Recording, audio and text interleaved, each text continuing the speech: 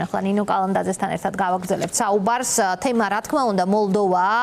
35 სესია, რომელსაც თვალყურს ვადევნებთ, სადაც რომლის ფარგლებშიც შეხვედრა გაიმართა უკრაინის საგარეო საქმეთა მინისტრს შორის მაგაბოჭერიშვილთან შეხვედრა გაიმართა.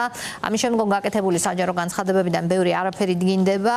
განცხადებებს მიღმა ჩვენ ვნახეთ, რომ საქართველო არ შეუერთდა შეთანხმებას, რომელსაც 36 ქვეყანა აწერს ხელს მოლდოვაში და რომელიც ითვალისწინებს ჰააგის ტრიბუნალის შექმნას რუსეთის მიერ ჩადენილი დანაშაულების გამო. არადა ერთი წლის წინ, სხვა შორის ნინო, მე მგონი თქვენ იყავით ჩვენი სტუმარი და განვიხილეთ ეს საკითხი ზუსტად, რომ მაშინ ხელი მოაწერეს და მაშინ შეუერთდნენ და გვიკვირდა ეს, რომ როგორ ვართ რუსები, აგერ ხელი მოაწერეთ შეუერთდა, რა შეიცვალა ამ წელიწადში?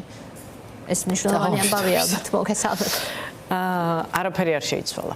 არსებითად არაფერი არ შეიცვალა, არც მაშინ მოაწერეს სინამდვილეში რამეს რეალურად ხელი, რაც ივანიშვილის პოლიტიკას სახეს უცვლიდა და პირიქით ის, რაც დროთა განმავლობაში განვითარდა და დღეს მოხდა, სწორედ ეს არის მათი ნამდვილი სახე, მათი ხელწერა და ეს არის მათი საქმე, რომ სადაც ხელი მიუწვდება და სადაც შეუძლიათ, საბედნიეროდ ბევრგან აღარ შეუძლიათ და ბევრგან აღარ მიუწვდებათ ხელი, მაგრამ სადაც შეუძლიათ, იქ ყველგან რუსული საქმე აკეთონ. ეს არის მათი დავალება, ეს არის მათი ამოცანა, ეს არის რაშიც ისინი ფულს იღებენ, ნაწილი სამწუხაროდ ქართული სახელმწიფოს ფულს, მაგრამ ეს არის მათი ფუნქცია, რისთვის ივანიშვილი ძალაუფლებას ინარჩუნებს იმ ფორმით, რა ფორმითაც ინარჩუნებს. კი ბატონო, მაგრამ საფრთხეები და რისკები, რომელიც ამ ურთიერთობასთან ახლავს იმ ფონზე, თუ უკრაინა იმარჯვებს ამ ომში, არ მარცხდება ამ ომში, რაზეც არ ედოფსონი ივანიშვილს და აი ეს მოძრაობა უკრაინა, საქართველოს შეხვედრები, ხო, საგარეო საქმეთა მინისტრი სიბიჰა და ივანიშვილის საგარეო საქმეთა მინისტრი ბოჭორიშვილი. რაზე შეიძლება ისინი საუბრობენ დახურულ კარს მიღმა, ბევრს ეჭვიანი კითხვების გაუჩნდა საქართველოში. მე მგონი ეჭვის საფუძველი იმდენად არ აგვაქვს, რამდენადაც ივანიშვილის პოლიტიკა არის ძალიან ღია. სამწუხაროდ გაცილებით უფრო ადრე დაიწყო მისი ეს ღია პოლიტიკა, ვიდრე ბევრმა დაინახა, მაგრამ ამასობაში სრულიად ფარდაახდილია მისი ტაქტიკაც, სტრატეგიაც, პოლიტიკაც და რაც თავარია ის ფაქტი, რომ ის ამ გადაწყვეტილებებს საქართველოში დამოუკიდებლად არ იღებს. დამოუკიდებლობის ხარისხი არ შეიძლება გაიზარდოს პუტინის დასუსტებასთან ერთად, ვერ ხედავთ ამ შესაძლებლობას? ნახე, სპეკულაციურია, მაგრამ იმ მოცემულობებით, რა მოცემულობებითაც ჩვენ მსჯელობთ ივანიშვილზე როგორც პოლიტიკურ ფიგურაზე, ეს პრაქტიკულად გამოირიცხება. იმიტომ რომ ივანიშვილი პუტინის გარეშე არავინ არ ყოფილა, არავინ არ არის და არავინ არ იქნება. ამიტომ იმისგან დამოვიდე ერთი პუტინის დასუსტება, ასე ხვალდაზეგ, რამდენადაც არ უნდა გვინდოდეს, არ მოხდება, მათ შორის იმ პირობებშიც თუ უკრაინა, ვთქვათ, გაცილებით უფრო უპირატეს პოზიციებს იკავებს. მეორე, პუტინის პოლიტიკა რეგიონში და კონკრეტულად კავკასიის რეგიონში ზუსტად ამ პოზიციებისკენ არის მიმართული, რომ იმ შემთხვევაში თუ არსებით უპირატესობას ომის დასრულების შედეგად გეოპოლიტიკური თვალსაზრისით უკრაინა იკავებს და შესაბამისად ევროპა იმარჯვებს რუსეთზე, მაშინ მას კავკასიის რეგიონში მაინც უნდა ძალაუფლების შენარჩუნება, ამიტომ მისთვის ყველა შემთხვევაში, როგორც არ უნდა მიმდინარეობდეს ახლა უშუალოდ საომარი თუ პოლიტიკური დინამიკა ფრონტზე, პუტინისთვის თუ კრემლისთვის თუ მოსკოვისთვის, ვინც იქნება პუტინი არ იქნება, სხვა იქნება, ხო? სტრატეგიული მნიშვნელობის საკითხია, რომ აქ ივანიშვილის რეჟიმი შენარჩუნდეს, რომ სწორედ ის პოლიტიკა გაატაროს, რომელიც ომის დასრულების შემდეგ შეძლებს რუსული ინტერესების ხანგრძლივად ჩაბეტონებას რეგიონში, იმიტომ რომ ამაზე იქნება დამოკიდებული საერთოდ რეგიონული პოლიტიკა, როგორც არ იმართება, ამაზე იქნება დამოკიდებული, რამდენად ღრმად შეძლებს ევროპა კავკასიის რეგიონში შემოსვლას, მათ შორის ამერიკის შეერთებული შტატები, ახალი რეგიონული დინამიკის გათვალისწინებით აზერბაიჯანთან და ოფიციალურ ერევანთან, ამაზე იქნება არსებითად დამოკიდებული რა პოზიციები ექნება რუსეთს რეგიონში და ეს არის საკვანძო საკითხი, სადაც ეს არის სტრატეგიული საკითხი, სადაც ივანიშვილის ფაქტორი საკვანძო როლს თამაშობს. ამიტომ ივანიშვილი დამოუკიდებლად ამ ვთქვათ გეოპოლიტიკური სამ თუ რამდენიმე კუთხედიც არის, იქიდან დამოუკიდებლად ვერ განიხილება. ის არის პირდაპირ მიბმული მოსკოვზე, შესაბამისად როგორი დინამიკაც მიდის ცალკე რუსეთ-უკრაინის ნაწილში და ცალკე რუსეთ-ამერიკის თუ რუსეთ-ევროპის ნაწილში, ის გატარდება საქართველოს ხელით, საქართველოს ხმით, იქნება ივანიშვილის საგარეო მინისტრი თუ რეგიონში ბოლო საყრდენის დაკარგვა ივანიშვილის სახით რუსეთს მაშინ აქვს მხოლოდ გარანტირებული თუ აქ რეჟიმი იცვლება. კი, ნამდვილად ასეა. და ქართულ ხალხს მაშინ უჩნდება შანსი, რომ ის კი არ დარჩეს რუსეთის უკანა ეზოდ და არასუვერენული პოლიტიკის მქონე რუსეთის სატელიტად, არამედ დამოუკიდებელ აქტორად რეგიონში, რომელიც მიდის დასავლეთისკენ, თუ აქ იცვლება რეჟიმი. ან თუნდაც ახორციელებს აქ თავის სუვერენულ პოლიტიკას, მაგრამ ივანიშვილის პირობებში ეს ასე არის. ეხლა რასაკვირველია მოსკოვის პოზიციების შესუსტებაც ავტომატურ რეჟიმში აისახება ივანიშვილის პოზიციების შესუსტებაზე. ამიტომ აქ სპეკულაციური არაფერია, უბრალოდ იმ პირობებში, როდესაც ვთქვათ, ცალსახად არ ჩანს ვისი პოზიციებია უპირატესი, უკრაინა მაინც მყარად დგას, ახერხებს თავის სამხედრო პოტენციალის გაძლიერებას, იმისგან დამოუკიდებლად, რომ რუსეთი ვთქვათ, დროებით სიტუაციურად ირანის ომიდან გამომდინარე, ეკონომიკურად ცოტა მოძლიერდა, მაგრამ პოლიტიკურად ის წინ მაინც ვერ მიდის, ევროპის პოზიციები აბსოლუტურად ურყევი რჩება, ამერიკაც განსაკუთრებულად განსხვავებულ პოლიტიკას უკრაინასთან მიმართებით, რიტორიკის მიღმა მაინც ვერ აწარმოებს, ასე თუ ისე მაინც უკრაინის მხარდაჭერა უწევს ასე საბოლოო შედეგის თვალსაზრისით. ამ გადმოსახედიდან, რა თქმა უნდა, არსებითი მნიშვნელობა ექნება იმას, უკრაინა როგორ შეძლებს, ვთქვათ, საქართველოსთან რაღაც ტიპის დიალოგის წარმოებას. ახლა კიევში არავის ილუზია არ აქვს, რომ ბოჭორიშვილს არანაირი პოზიციები დამოუკიდებლად ვერ ექნება. მას შეიძლება რაღაც გზავნილები გამოატანეს ივანიშვილთან. ეს შეიძლება იყოს ამის პლატფორმა. საჯარო განცხადებებიდან ჩანს, რომ იქ ძალიან სიღრმისეულ საუბარს ადგილი არ ქონია. კონკრეტული გზავნილები იქნება, რომელიც ალბათ უნდა მივიდეს ივანიშვილის ყურამდე აი ამ ფორმით და ამ პლატფორმას იყენებენ, მაგრამ არავის აქვს ილუზია, რომ ბოჭორიშვილს იქ მინისტრად არავინ აღიარებს და არავინ არ მიიჩნევს, რომ საქართველოს დამოუკიდებელი პოლიტიკა აქვს უკრაინასთან მიმართებით. ეს არის მაინც ტესტი და შანსი უკრაინის მხრიდან, რამდენად აქვს ივანიშვილს, არა ბოჭორიშვილს, არამედ ივანიშვილს სუვერენული ნაბიჯების გადადგმის შესაძლებლობა რა ხარისხით. ამას ტესტავს უკრაინა ახლა. თუ მას არ ჯერა საერთოდ ამ შესაძლებლობის, მაშინ ძალიან ვიწრო საკითხებზე შეიძლება მსჯელობდნენ ისინი, მაგალითად, როგორიც არის მიხეილ სააკაშვილის გათავისუფლება. თუმცა ეს საკითხიც იმდენად მნიშვნელოვანია პუტინისთვის საბოლოო ჯამში, რომ ესეც არ არის სუვერენული პოლიტიკის გარეშე გადაწყვეტადი. ჩვენ არ ვიცით ახლა კონკრეტულად დღის წესრიგში იქ რა იყო.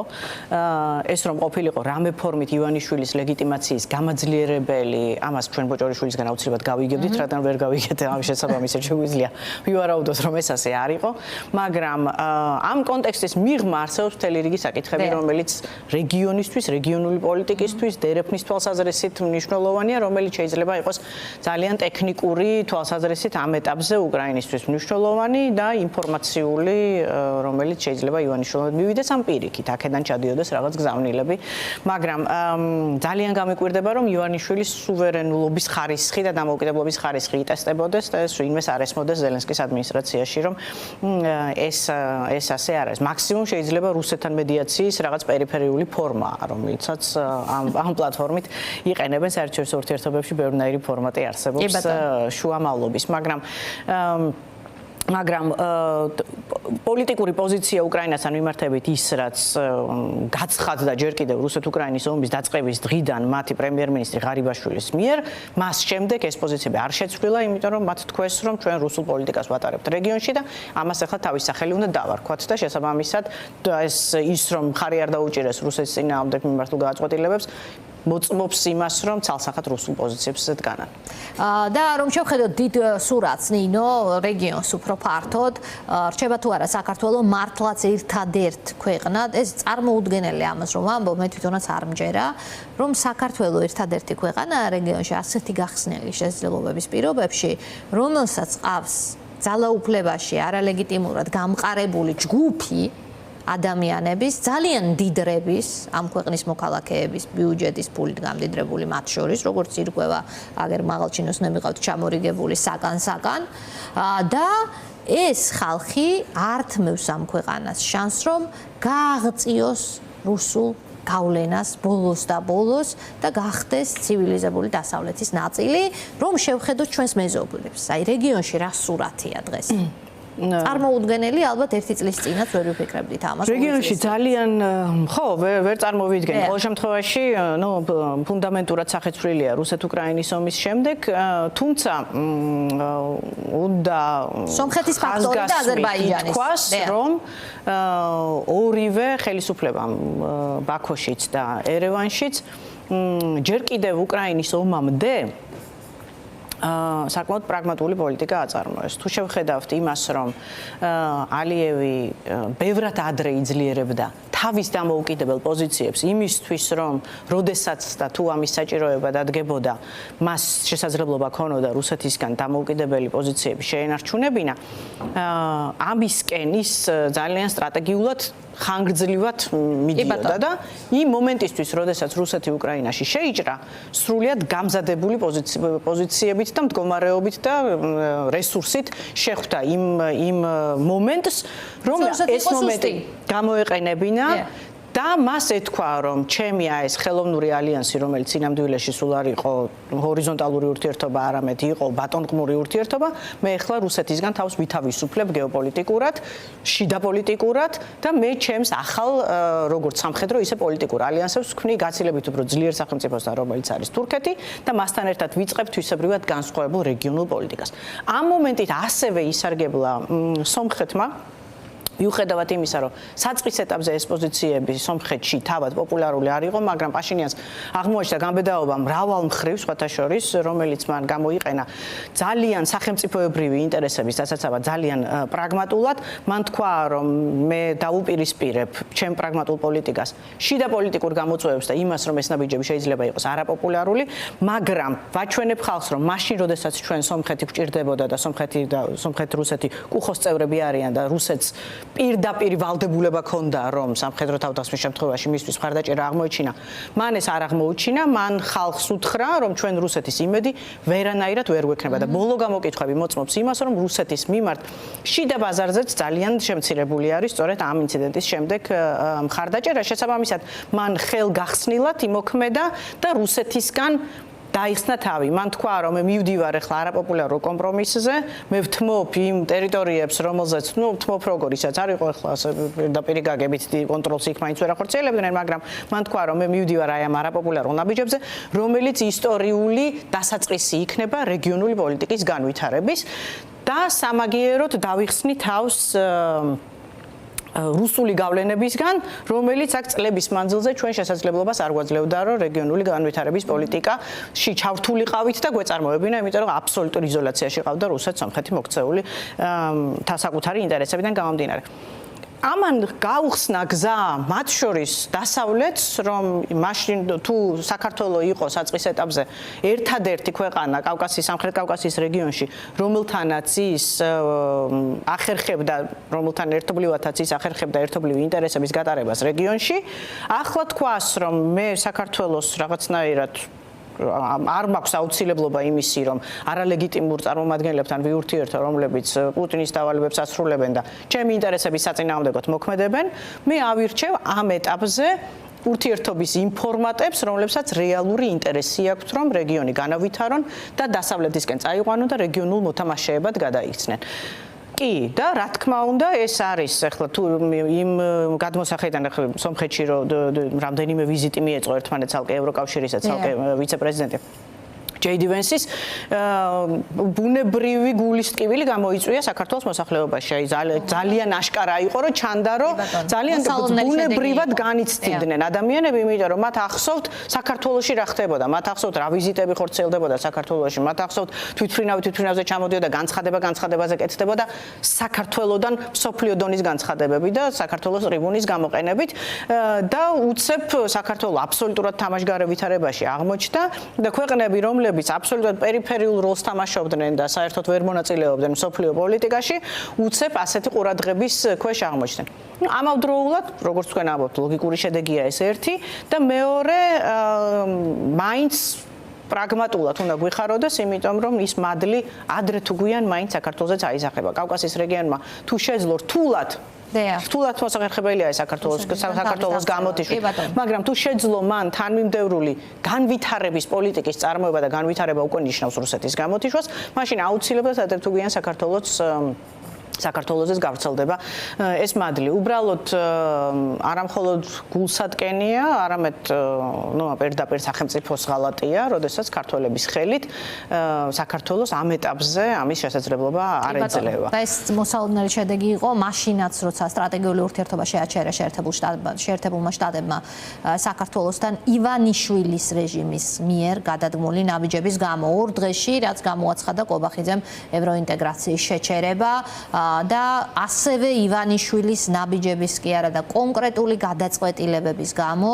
არის შეჩერებული ევროინტეგრაცია საქართველოსთვის და ფურცელზეა დარჩენილი კანდიდატის სტატუსი. აი მხოლოდ ეს ორი, რაც მე ახლა ვთქვი, ამაზე პასუხისმგებელი რეჟიმი, რომელიც საქართველოსთვის სასიცოცხლო საჭირო ინტერესებია, ამ ინტერესების უგულვებელყოფა ცხადია, ვის ინტერესში შედის, რეგიონში ერთადერთი ქვეყანაა, ვის ინტერესში შედის ამერიკის შეერთებულ შტატებთან საქართველოს გაუფუჭდეს საქართველოს ურთიერთობა, შეწყვიტოს სტრატეგიული პარტნიორობა და ევროკავშირთან შეაჩეროს ინტეგრაცია. და ამას არ მალავს ერთადერთი ქვეყანა, რომელიც უნდა ეს არის რუსეთი.